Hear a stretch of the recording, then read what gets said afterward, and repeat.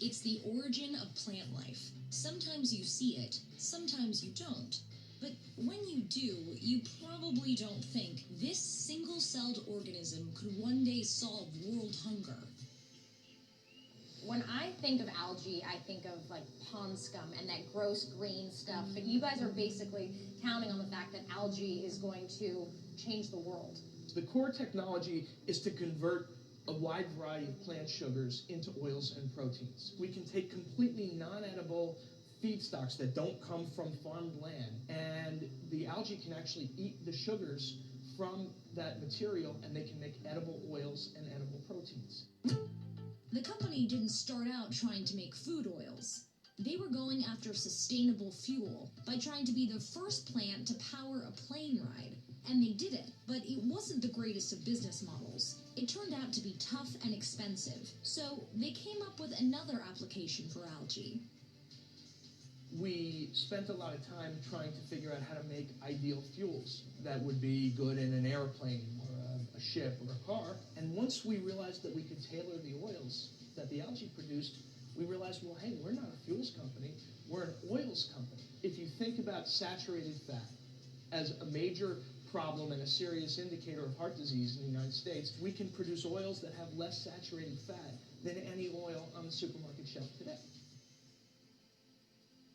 When the population continues to grow, we're going to need new sources of protein. So the fact that we can make a protein-rich material that can be put into different foods is invaluable. After we have a strain we're interested in, we can start from a single cell that's stable and generate hundreds of these vials, and then each vial is used in our process. So we have an endless supply of oil from a single cell, so you don't have to worry about the quantity in which you're finding these algae cells. That's right.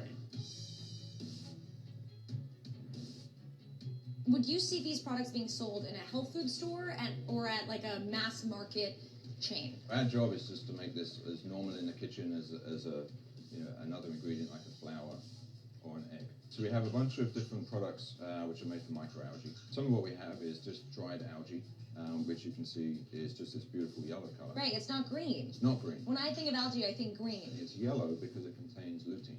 Okay. Lutein is normally found in marigolds, which is why you get the color of marigolds.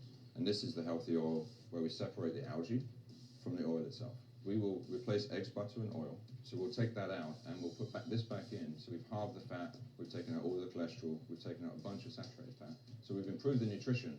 So when you taste the ice cream, if I told you it's 50% less fat, you're going to think it's going to be cold and thin and watery and icy. Right, and who wants that when you're talking ice cream? Right, you want indulgent, creamy, and you just want it to be this warm bite and indulgence. And that's what you're going to see.